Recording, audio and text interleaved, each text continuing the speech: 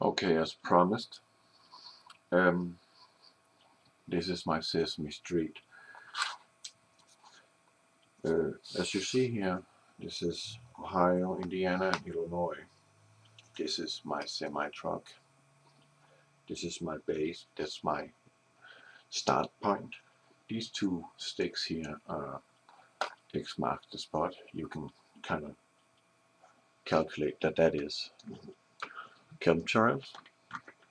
And this one is quite obvious. What's that, you think? That's our sun.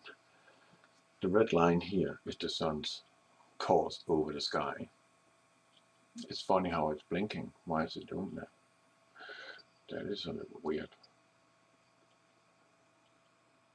Okay, interesting. Well, then I have these two crossed, and the reason why I have painted them like this is because often these types of clouds, which I call the canopy, comes out either in a zigzag or in a square pattern, and they pretty much lie over the sky like that, and they look. There's two types I have seen.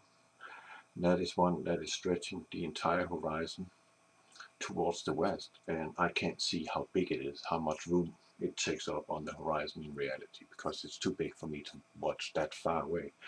But some of them are like this, a little skimpy, long, tongue-shaped kind of, also in this square zigzag patterns, and I often see them, and you have seen them on my videos too, and you've seen the pictures too. You just go back and look. And often they are lying like this and blocking the sun, so you can't see it, but the sun is there and there's lots of light. And sometimes it is that one which is blocking, and it's so big that I can't see past it and see, is there something behind this canopy? Because when you look at it up in the sky, it's very flat.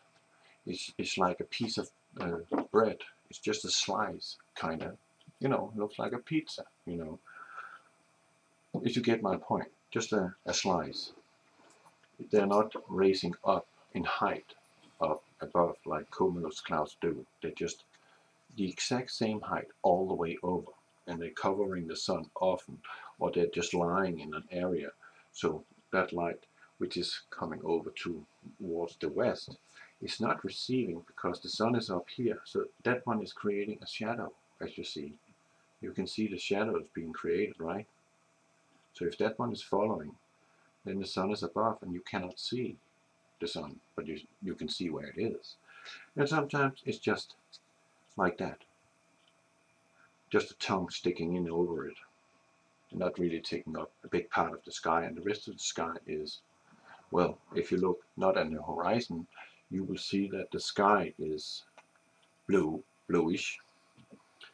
Um, I want to say regarding plasma TVs and LCD TV screens, they cannot give the same colors as real natural colors, and that is why you're seeing the sky look baby blue. They cannot copy the exact color of the sky, and I will come to that in part 4 and explain to you what I'm talking about.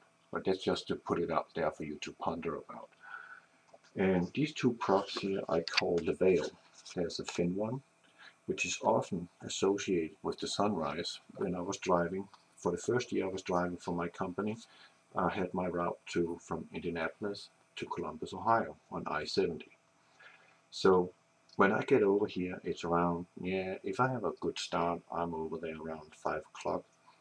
And if they are nice, I will be out of there in half an hour and return.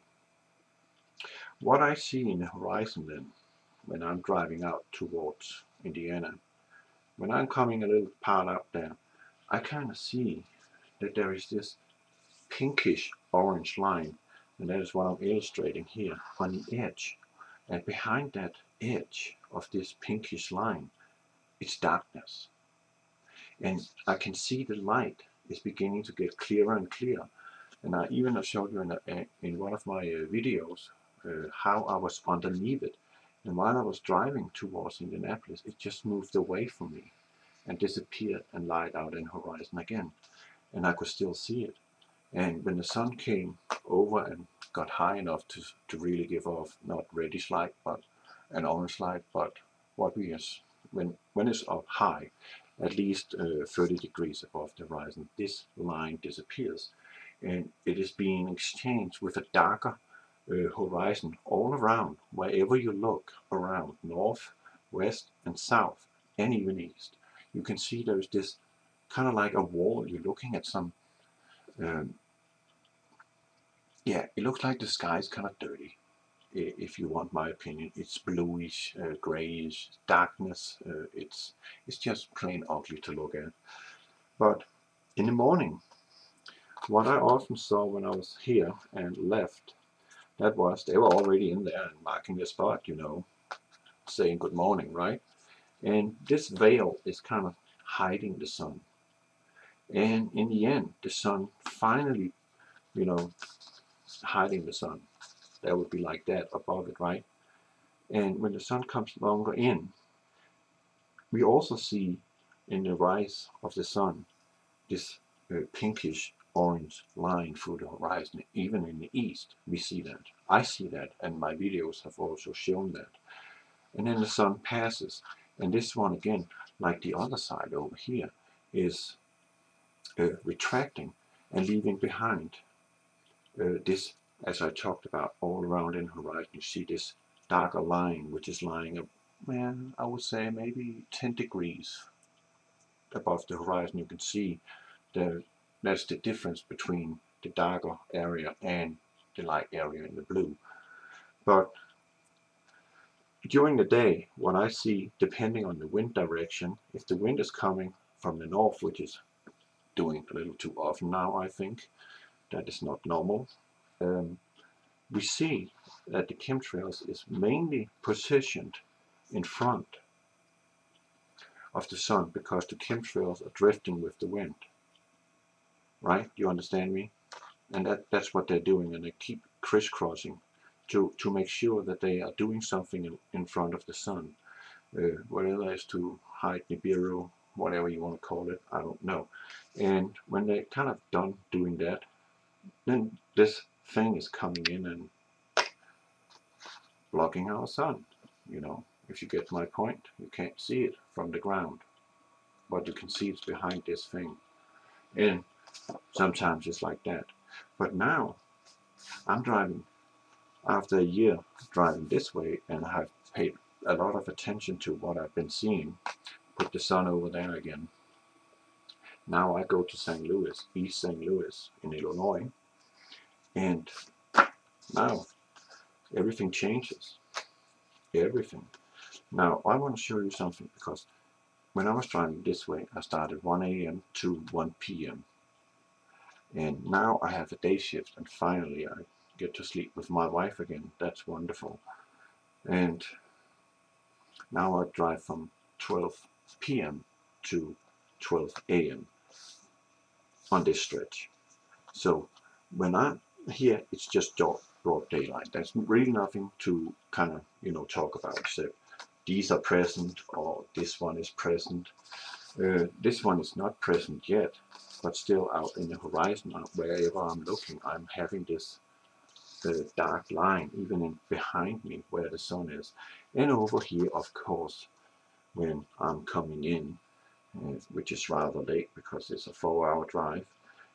Oh man, the sun is being run down. Again, they're all chemtrailing around the sun. Let's just take these out for a second. And let me show you this. When I then return, and when I get around Effingham, it's starting to get darker. And the sun is beginning to set. And I got some, yeah, it looks like another planet. Pretty much. The sun is simply just buried in chemtrails over here, and everybody in Illinois will know what I'm talking about. If you're living in St. Louis, you see this every day, pretty much. At sunset, the sun is simply just being buried in chemtrails. So when I come over to Effingham and it's beginning to get dark, I'm seeing the same exact thing again as I see I saw when I was going east, going west back. In that whole year I was driving this stretch. So I'm beginning to see this one showing up because of the sunset, the reflection of onto something. And sometimes you see there's a few stickers, chemtrails sticking out from this dark edge, which is lit up orange, equivalent to the same color as the sunset is on my rear. So when I come in here, this thing is moving. Sun is buried already. It's finished. We don't want to see that, right? This thing is moving. I can see the darkness behind this orange line I see in the horizon towards the east. The sun is already setting, as I said. So I'm moving towards, and I'm in Effingham around there, and I'm moving towards, and this one is coming towards me. And at some point, this disappears and simply just become like that, uniform, dark bluish gray. Again, this dirty look to it. But when it passes in over me like that, and I'm coming past it, and the darkness takes in, then stars starting to appear, and it really looked like, I got it on video. I'm gonna put in a few minutes and show you. And I also want to show you something about holograms and how advanced they are today. So when I come in under here, I see stars, and then it's just darkness. So that's what I see, and this is the best way I can describe what I'm seeing out there. And I have the benefit that I'm going in the right direction, that I'm not going like this, because that'll make it more difficult. Here I have an opportunity to follow the sun's path and what they're doing, and out here I got so much view, I can see the whole sky basically. When I get up on a hill, I see everything out there, everything. You might wonder why um, the title to this presentation is called Liquid 3D Skies, or Liquid Skies 3D Hologram. That's my wife's idea, because as I will show you in the next episode after this, how it is possible that aluminum can be soluble in water, and barium can be soluble in water, and strontium can be soluble in water, and also that these components that they are using actually are also being used in the projection of holograms. So I think I'm on to something. I think we are looking something like not a real sky anymore. And I have been talking about that for a while. I say it's fake clouds, it's a fake heaven, there's something terribly wrong in what I'm looking at. And, you know, there's always those people out there that don't want to see it, and maybe they just pretty much get scared of their wits, because something inside everybody of us knows something is not entirely correct anymore. Everything is kind of skewed, if you like. But this is what I see, and this was what blew my mind when this one came in the other day like that, and looked like it was getting overcast, and it looked like a dirty, real dark line with this orange fading out to the sunset equivalent, and then it just became this blackness, and it came in over me, and then it was just black, and then I could just see the stars, and there was no clouds, and it was like a blanket was dragged in over me, and I actually felt quite uncomfortable watching what I was watching, because I knew this is not possible. This is simply not possible. But that's what happened, and I saw the same way. But this moved away from me. I didn't come in under it. This moved away with me. In the first year I was driving in the sunrise, and it simply just moved away. It disappeared. I actually was in under it, and then it just Of course, it moves faster than I do, so I go 60 miles an hour. I don't know how fast this one is going, but it's like the blanket is being dragged away, and daylight is exposed to us, and the sun is allowed to be here, and we are spraying the crap out of it, and we are burying the sun in weird square clouds. That's all I have to say in this episode. Follow up. Okay, as promised, this is my Sesame Street. As you see here, this is Ohio, Indiana, and Illinois. This is my semi-truck. This is my base. That's my start point.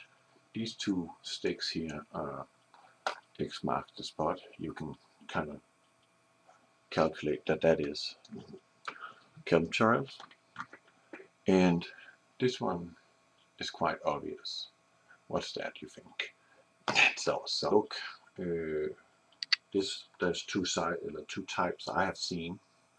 That is one that is stretching the entire horizon towards the west, and I can't see how big it is, how much room it takes up on the horizon in reality, because it's too big for me to watch that far away. But some of them are like one. The red line here is the sun's course over the sky. It's funny how it's blinking. Why is it doing that? That is a little weird. Okay, interesting. Well, then I have these two crossed, and the reason why I have painted them like this is because often these types of clouds, which I call the canopy, comes up either in a zigzag or in a square pattern, and they pretty much fly over the sky like that, and they look